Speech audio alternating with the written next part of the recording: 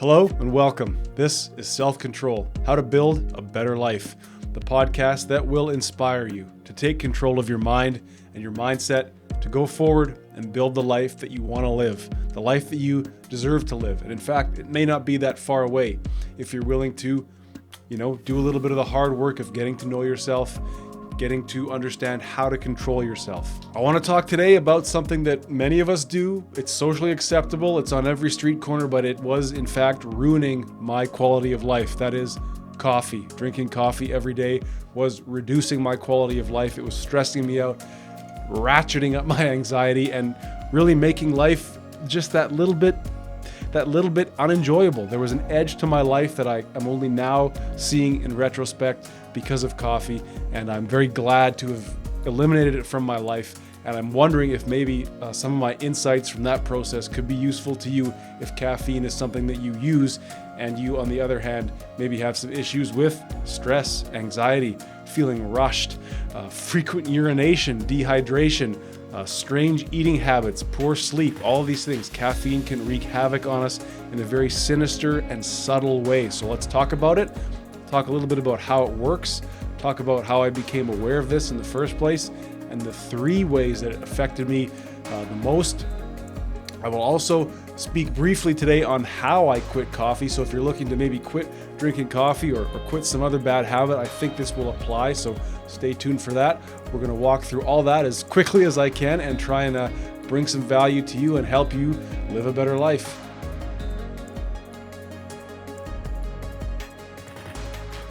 So first and foremost, I have to say, I do draw the line at telling people what to put in their bodies or what not to put in their bodies. I'm not telling you to quit drinking coffee. I'm telling you that somebody suggested that I should maybe think about doing it. I eventually did do it, and my life has gotten better. But I think a lot of content creators, podcasters, Twitter famous people, they prescribe a blanket solution to everybody. And I don't want to do that. I think that's where they stray. I think that's how you build cults. I simply want you to think for yourself about what I'm telling you here today. And when I talk about, as I have in the past and will today, in reducing anxiety, reducing stress, beating depression, what I'm offering is a tool that you could add to your toolkit. I'm not going to say, stop going to therapy and just think like I do, or stop taking your meds and just think like I do. This is hopefully something you could add to the arsenal, add to the fight. It doesn't even have to be a fight, but let's just say this is something you can take along with you on your journey of becoming. So with that said, if you find that you have issues with stress, with anxiety, with feeling rushed during the day, feeling like you just have to go get things done all the time, and you're kind of always chasing the day. If you feel maybe that living life is some kind of, it antagonizes you, if there's an edge to life where you kind of, you're not always at peace, you just can't seem to be fully aware or happy all the time. If something doesn't go your way, it seems like a challenge to you. If small things become big things in your mind because you feel a certain amount of just like base level stress. If you have problems with sleep, if you have problems with dehydration because you're always urinating, that's a really weird one, but a big one when it comes to coffee. You may need to truly consider the role that caffeine is playing in your life. It can come in the form of coffee, energy drinks, chocolate, right? It's in everything, truly. Like, there's caffeine in chocolate ice cream. And sometimes, I personally wouldn't even think about that. And here I'm eating some chocolate ice cream a few hours before bed and then having a terrible sleep. Well, caffeine really wreaks havoc on our nervous system. So I've been drinking coffee for about 10 years, up until this past summer.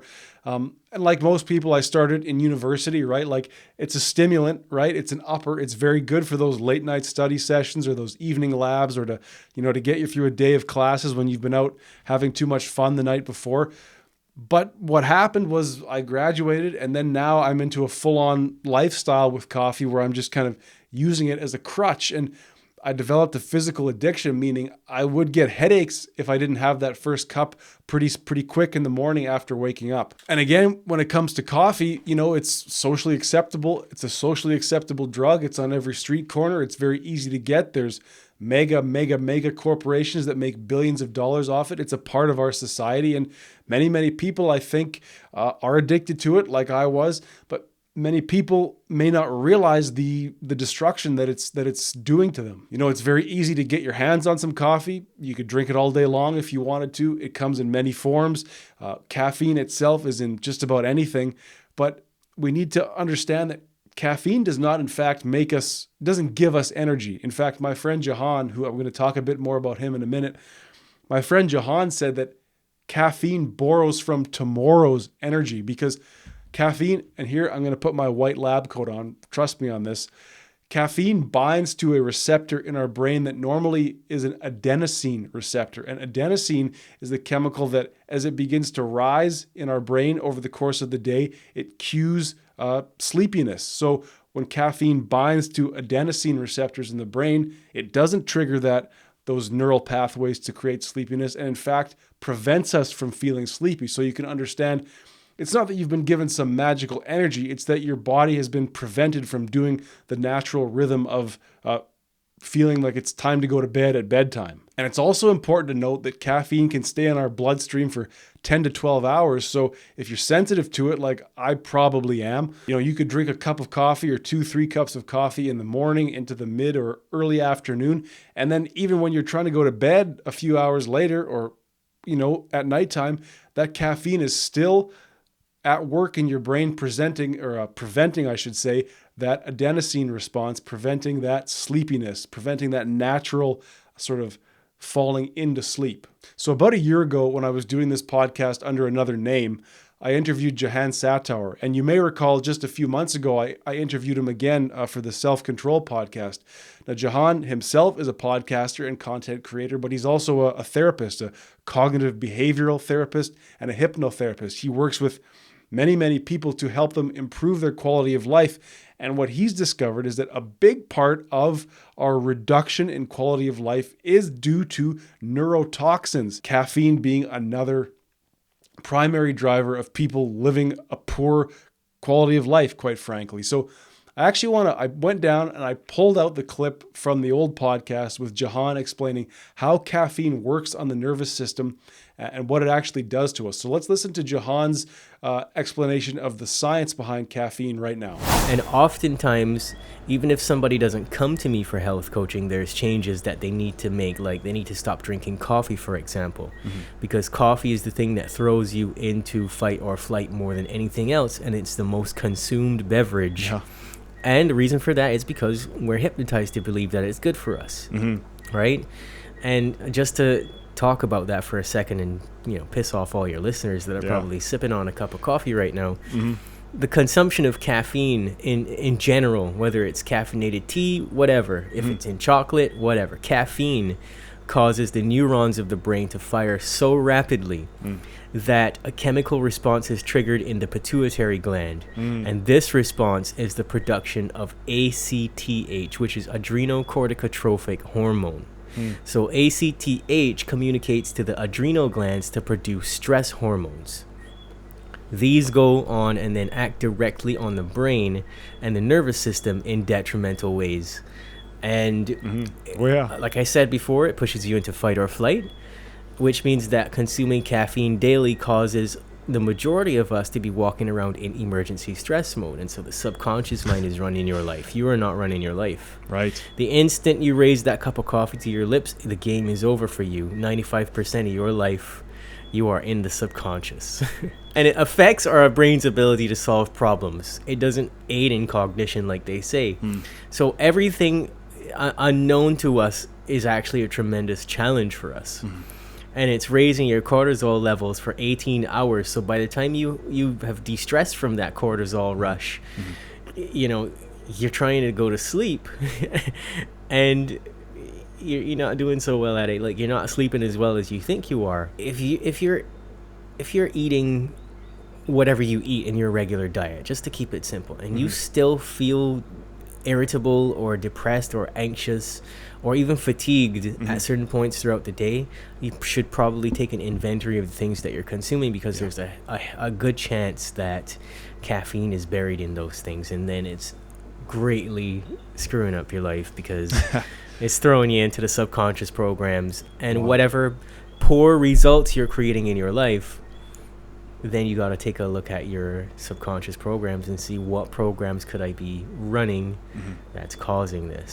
So after hearing that, I got to tell you, I was never the same again. And I knew in my heart that I would one day have to quit drinking coffee. And when I last spoke to Jahan, we both kind of laughed because he suggested I quit coffee, and that was in April of 2022. And it wasn't until about September of 2022 that I started the process of quitting. And then I would say by December of 2022, I was off of caffeine. You know, Jahan bugged me when we spoke in February. He said, when I told you about it the first time, your subconscious programming stopped you and it spoke for you. And it said, well, I don't think I can do that.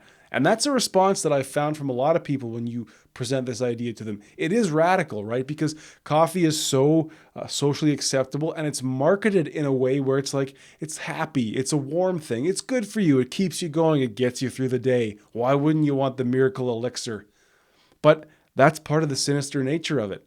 And I really have to say that once Jahan explained to me that the way caffeine works on our brain, on our nervous system, it puts us into a perpetual, as long as we're drinking it every day, a perpetual state of stress. We're in fight or flight mode all the time, right? That's kind of a low grade baseline stress due to drinking coffee, right? So when I say, if you feel challenged during the day, right? If you feel antagonized by just regular average things, it could be because coffee has put you in this state of fight or flight. You're in a stressed out state, and things that come into your perception now suddenly look like challenges, look like something you need to deal with, right? Something that you need to be afraid of, perhaps, when it could just be a regular everyday thing. And I can honestly say now in retrospect, about 6 months or so without caffeine, and looking back on my journals from years past and just thinking about life, even as recently as last summer, last spring, everything was a struggle in a little minor way. There was an edge to life that I didn't need to have. Now that that's gone, I'm truly, I could say I'm relaxed for once. I'm chill. I'm allowing life to, in some senses, what I can't control happens, and I just do what I can do. But I don't feel like I'm being put upon or challenged or antagonized by life, thanks to finally getting off the coffee. But you know, when it comes to issues of mental health and substance abuse and mindset, quite often it's a lack of awareness that exists. Like, we're numb to the fact that we are harming ourselves. We're numb to how we're abusing ourselves. And if we're so used to drinking coffee, right? Like, if you're consuming something every day for 10 years, the chances are you're not at all aware of how it's really affecting you. So it's only in retrospect that we realize how we're hurting ourselves. It's only in looking back after having quit the behavior how detrimental it truly was.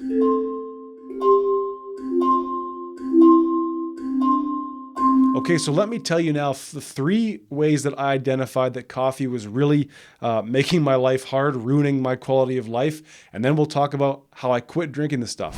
Okay, the first way in which my consumption of coffee was, reducing my quality of life, making life a little bit more difficult than it had to be, simply the time I spent dealing with coffee and how it affected my lifestyle, right?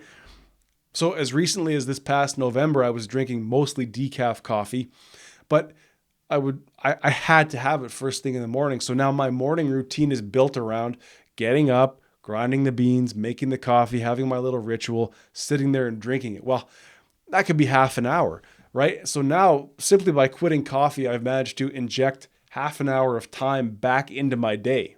Also, if I was away from home, traveling, not sleeping in my own bed, waking up not in my own bed, I had to be aware of, well, where's the coffee supply, right? Am I at the hotel? Do I need to go buy some coffee? Is there a coffee maker here? If I'm at a friend's place, what's the situation? Are they going to make me some coffee in the morning? Because I'm going to get a headache if I don't get coffee first thing in the morning. Sounds like a drug problem, doesn't it? And so, like I say, now that I don't build my morning routine around coffee, I've actually been able to overhaul my entire morning routine. I moved my journaling into the evening, and now my morning can simply be go for a walk, get a workout, and then get to work. I'm not worried about, do I have the coffee beans? Oh, I got to boil the water. Oh, okay, I got to sit down, drink this coffee, think about blah, blah, blah.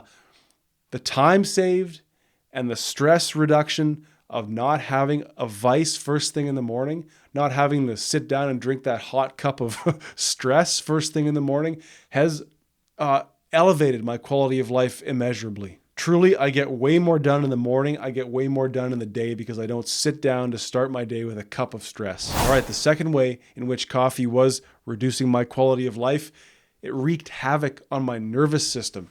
It led to anxiety, and it actually led to dehydration as well. So we understand how coffee does not truly energize us in any real way. It stresses us out. It puts us on alert, right? And it actually, in the long run, steals our energy. And like I said, reading my journals from last year, I could sense how, in a lot of ways, I felt antagonized by life, by simple things felt like challenges. Simple things felt like a problem, when nowadays these things happen to me and I see them for what they are. It's not like anything has been done to me, right? It's just that I can now clearly see the issue for what it is. And that's because I'm not in that fight or flight mode every day anymore. I'm not at that baseline of stress up to my eyeballs. The stress is way down, and I'm not doing it to myself anymore. As well, or caffeine at least, is a diuretic, right? So it causes urination. So a lot of the times, I'd get up, drink some water, drink some coffee, and then by the time I'm getting to where I'm going in the morning, I had to use the bathroom so urgently. It was like it was a problem. And in fact, I had to urinate, let's say, at a crisis level all day long, in fact. And that might not be the case for everybody, but it really led to that stress level, which then led to that diuretic effect. And when you're always urinating, your body is moving a lot of water. It's not keeping that water for the processes that it needs, and a lot of minerals are going out the door as well. So you're dehydrated, you're deeply dehydrated. And it's kind of a sinister thing, coffee, because two major factors for aging us, at least making us look aged, is chronic stress and chronic dehydration. Well, coffee's good for both of those things. So I'm not going to say that drinking coffee will prematurely age you, but I don't like the road that I was on, pissing my pants every morning and being in a stressed out state. I'm glad that I was able to stop drinking this stuff, at least now in my mid-30s. I also noticed that having now quit coffee, the anxiety level is just way, way down. It's like, for me, anxiety, and I'm not sure if this is the case for you, but for me, my anxiety took on, it was like a bloodhound pulling on the leash, right? It was like, next. You got to do this. You got to do this. You got to do this. What's next? But then also, well, what if this happens? Well, what if it's like this tornado of hypotheticals going on in my mind. That's all gone now. And that anxiety would persist early in the morning before I drank coffee throughout the day. And it was fueled by the caffeine, but I think I also got myself to a place where I was just at a baseline of anxiety due, I think, in large part to the caffeine. So I really got to tell you, if you're looking to reduce the stress levels in your life, if you're looking to reduce the anxiety in your life, and if you're looking to be a little kinder to your nervous system and stay hydrated, consider your caffeine intake. It could really be wreaking havoc on your whole body. The third way that my use of caffeine, my use of coffee was affecting my quality of life was it really put me into a place where I became very biased about the way I was eating. So I'm a big proponent of intermittent fasting, right? I fast for 16 to 20 hours every day.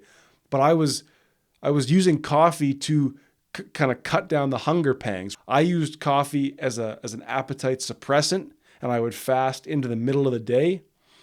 And I don't think there's really anything worse you can do to your gut than pour coffee into an empty gut first thing in the morning. And I did it for 6-7 years. So I'm only now realizing how I kind of played myself, right? What I've been able to do now, having stopped drinking coffee, is just accept you can eat earlier in the day. And if you still want to do these 16, 20-hour fasts, just stop eating sooner in the late afternoon, early evening, and you can still get that time fasted and then eat in the morning. Don't use coffee as a meal replacement.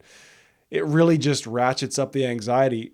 A friend of mine, he's notorious. This guy can fast for 36 hours sometimes. And I'm really in awe of his ability to do it.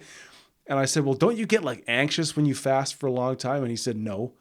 I said, well, I do. He said, well, are you drinking are you drinking caffeinated coffee while you're doing these fasts? It's like, yeah. He's like, well, there's the anxiety, We as humans, and again, I'm not telling you to do intermittent fasting, like look into it for yourself, but I choose to do it. It really helps keep the body fat down. It helps with a lot of mental processes. It really is a wonderful thing to not be always digesting. But I really realize now how I really screwed the whole thing up for years on end by thinking that coffee was the way to get me through the fast. It really is not the case for me anyway. In fact, a lot of people get like a pain in their stomach from drinking coffee. Obviously that's not an issue for myself anymore. I can honestly say that I can fast better. I can fast comfortably without coffee. All right, let's talk quickly about how I quit drinking coffee. I went easy. There's no way I could go cold turkey. There's no way. The headaches, I think, would have been a nightmare, and why make life even that much more unenjoyable where I was at. Truly, what I did in September of this past year, I just started slowly cutting in ground up decaf coffee with ground up regular coffee.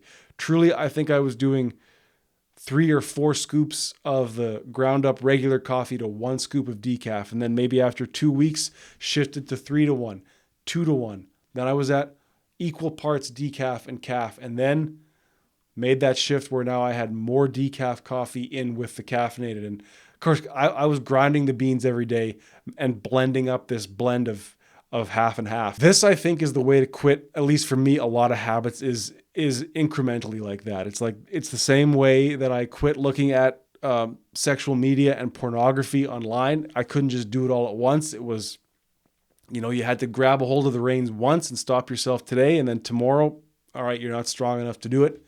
You let it go. I do think the coffee model that I used is the way to quit these bad habits if you are afforded the time, right? Like if it's not a life-threatening pursuit that you're after, if it's something softer like coffee that you want to quit, give yourself the time to just get off that horse incrementally, right? So then eventually what happened was by December of this year, I was now drinking fully decaf coffee. And you may be saying, well, there's still caffeine in decaf, and that is true.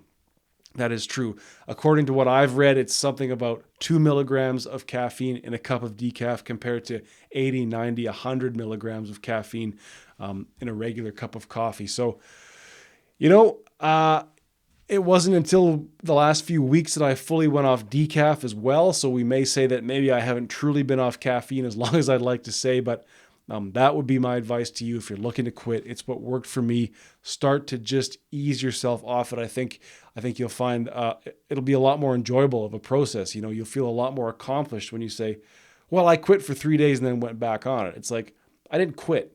I just started to do less and less to the point where I was down to 0 eventually. So there you have it. If you find that you have issues with stress, with anxiety, with feeling antagonized, feeling challenged, feeling like life has an edge to it for no apparent reason, chronic dehydration, chronic urination, poor sleep, poor energy. If you're using coffee as a meal replacement and then not having the nutritional or physical outcomes that you'd like to have, let's put 2 and 2 together here. Caffeine is not necessarily your friend. It may have uses, If you're a parent or you're a struggling student, you may need to use caffeine to keep you awake. But as a everyday thing, as a lifestyle thing, for me, it just quit working. So consider that for yourself if you're looking at living a better life, right? Stress, anxiety, depression, even. Maybe quit the stimulants. That's what someone was good enough to tell me, and I'm trying to push that forward. So with that in mind, I'd love to hear your story about your use of caffeine. Please get in touch with me through Facebook. I'll leave a link to my profile in the notes below. And let's have a conversation about quitting the things that are not so kind to us and quitting those things that we maybe didn't even know were a problem until we were able to sort of look back in hindsight and keep that conversation going. Thank you for listening. Thank you for watching. And until we speak again, please remember that better is possible.